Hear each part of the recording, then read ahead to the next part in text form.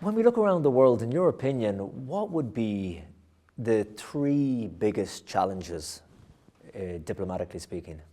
Well, obviously the biggest diplomatic challenge at the moment for the world and for the international community is the war in Ukraine.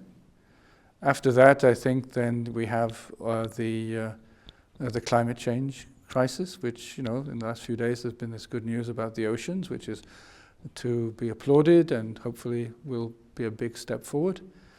After that, I think a lot of the things are the just general conflictuality that we have in the Middle East, parts of Africa, also destabilization of Latin America. These are the things that I think that are facing the international community at this time. When you went to Ukraine, what are your memories of that experience? I think the lasting impression I got was of a people who were being very courageous, very determined, in front of enormous challenges, and things have got much worse since I was there. But also a country that was bracing itself for what I think they all perceived was going to be a very long and drawn-out conflict. Now that nations across the world are sending tanks and other military equipment, the Vatican, of course, has no military might around the world, but through diplomacy, what can the Vatican help with or help to try and achieve there? Well, we can try to keep what I call the dream of peace alive. We can talk about dialogue and peace, which in many areas are words which are not appreciated at the moment. And we can understand that. We understand the suffering of the Ukrainian people, and they're not thinking in terms of dialoguing with Russia at the moment. But what we also can do is maintain, to some degree, contacts with the Russian authorities through the embassies, through the nuncio in Moscow. Same thing with the Ukrainians, because obviously that's much easier.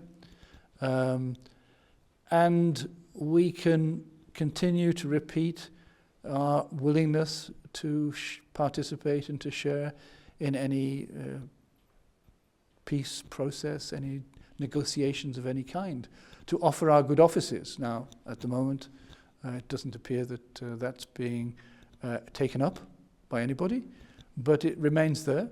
You mentioned there beautifully the dream of peace. You try and keep that alive. And do you find, like when Pope Francis famously went down to the Russian ambassador here and broke protocol, when you were dealing with Russia, are they open to dialogue or is it falling on deaf ears? Well, I haven't had very much to do with the ambassador myself. I tend to leave that to my Undersecretary for Bilateral Relations, who's a Pole, so they have a lot more in common. But certainly there's openness there, and the messages going backwards and forwards. Not very many messages, but some. But I don't think at the moment anyone is really open to sincere dialogue in good faith. Understandably, the Russians need to be sending different messages to Kyiv in terms of the aggression, if they really want to believe that people want to talk about peace. And also the positions of President Zelensky are very clear about when and how he might be willing to think. So quite frankly, at the moment, there isn't much space for dialogue and peace. It's very challenging, isn't it, for diplomacy, when diplomacy is all about compromising, give and take and dialogue, and if that isn't even there in the first place? Yes. Well, of course, there are always back channels in diplomacy, and I imagine that there are contacts between many of the actors that we don't know about. But diplomacy, when you have situations like this, it is a time to reassert the need and the usefulness of diplomacy, not to throw up our hands in horror and say, well, we can't do anything. We can always do more, and we should try. If you were to try and predict, as one of the Church's top diplomats with immense experience dealing with heads of nations across the world in often very tricky situations, how do you think this is going to play out? I think that much of the commitment of arms by the West and by NATO, the United States and others, inevitably is going to be perceived by Russia as an escalation of the conflict, to which they will presumably make an appropriate response. So I think we're in for a long war of attrition. We're seeing in these days the fighting over Bakhmut and other towns. The result is not easy. The resistance can be strong. The aggression has to be very, very strong as well. So I think we've got to be prepared for the long haul, and we've got to try and keep, but in one sense we've got to be working to prove that I'm wrong, that some solution can be brought about, a lasting peace and a just peace as soon as possible.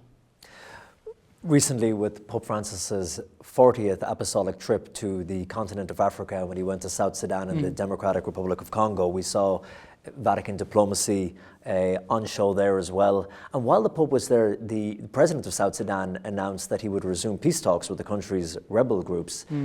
Did the Vatican play a role in that announcement? Well, most of the credit, I think, for that needs to go to the community of Sant'Egidio, who have been having this Rome initiative for a number of years, I think, with the non-signatories to the revitalized peace agreement.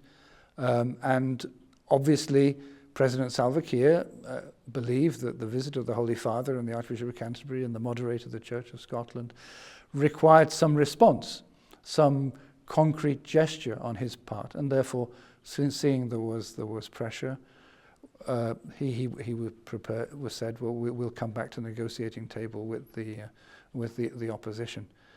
We've supported that process. Sant'Egidio and Dr. Paolo Impagliazzo have always kept us informed. We've had occasional meetings here with some of these leaders who haven't signed on to the agreement yet, encouraging them. And obviously, I've been to South Sudan, to Juba on 2 occasions in the recent years.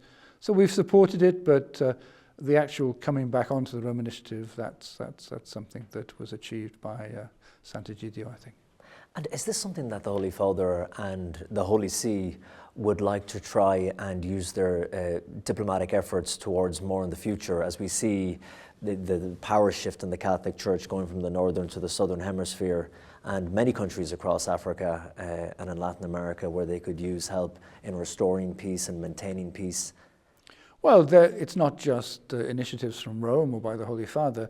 Obviously, the Holy See encourages the local churches, the local church leadership, to engage with the political authorities when there are conflicts and come and bring people together. And that's very often that's the big problem. Who has the power to convoke both government authorities and opposition and protesters? And that's quite often is the church, because the church remains a credible institution in many countries of the world.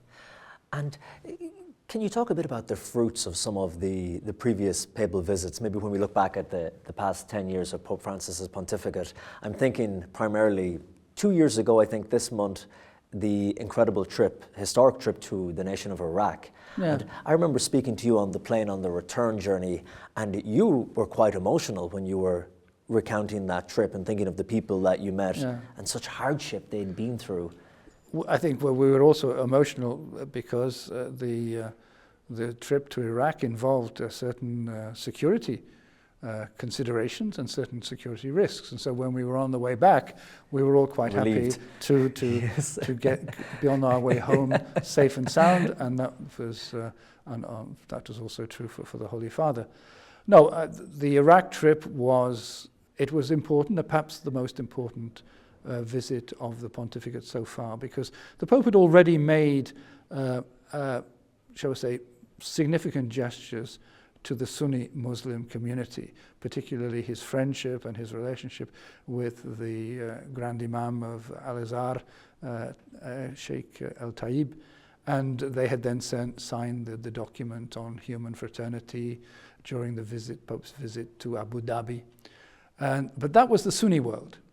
The Shia world, understandably, may have felt unintentionally that it was being excluded. So the fact that the Pope said, we'll go to Iraq, I want to go to Najaf, and I want to meet Sheikh al-Sistani, the leader of the Shia Muslims in Iraq, and some would say the most prominent Shia leader in the world.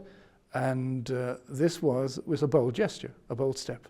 And it really was reciprocated by al-Sistani, who was multiple gestures of respect, of affection, and of esteem for the Holy Father. So that was, I think, a remarkably important visit. I know, Archbishop, it is a complicated issue, and we would need a lot of time to talk about it. But when we look at something like the Vatican's deal with China, the provisional agreement around the selection of bishops in China, something that has divided many Catholics and is seen as quite controversial. When the Vatican and diplomats like yourself representing the Holy See are going to broker a deal like this with China, what tips the balance in terms of whether you agree to or not agree to make a deal like this?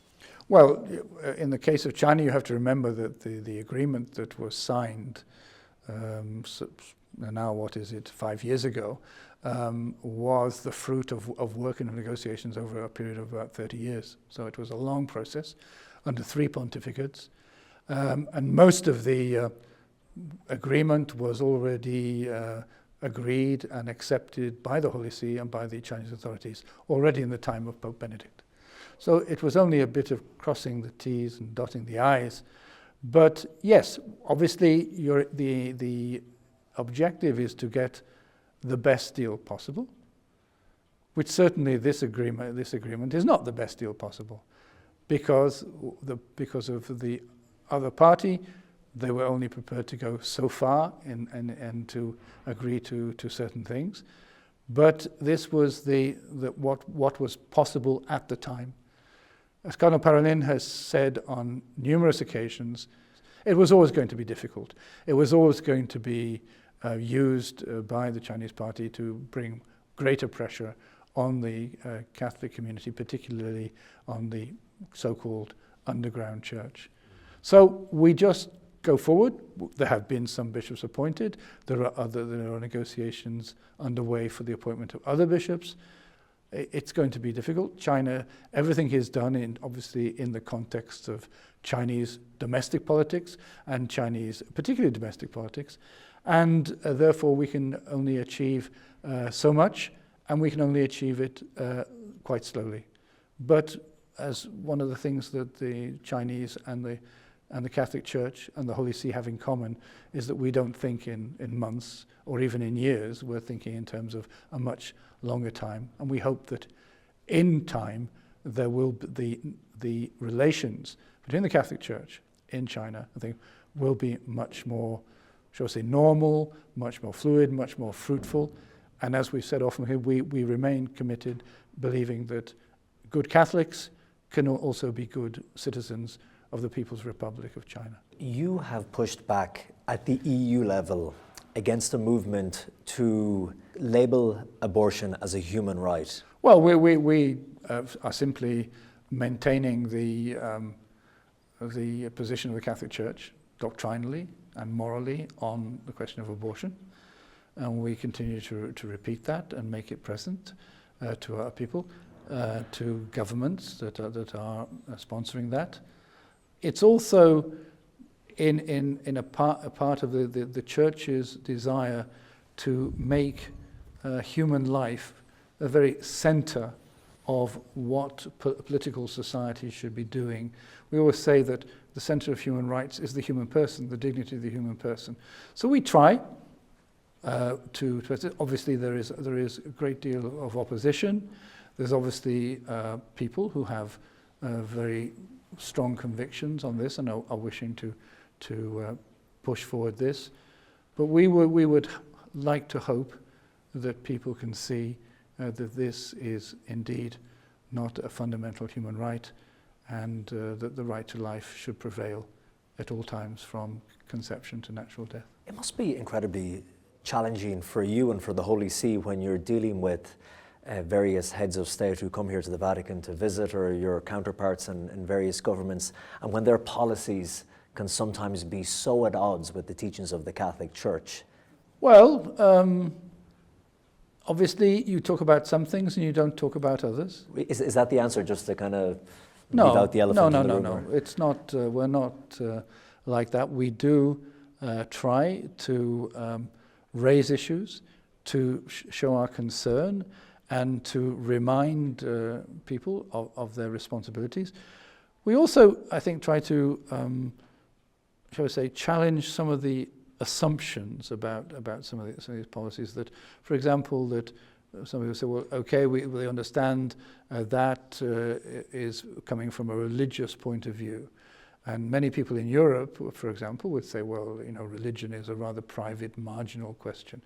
Well, we'd argue that no, religion in the world is something that is important to a little bit over 80% of the people on this planet, and that their religious beliefs have an enormous effect upon them. So we try to maybe change the context in which some of these decisions are being made. And also that if people are wanting to put things, that there has to be respect for conscience. And there is, in many places we see an erosion of conscience, and we will continue to present the position of the Church to those who are willing to listen. Archbishop Paul Gallagher, it's been lovely talking to you, and thank you for your time. Thank you very much. God bless.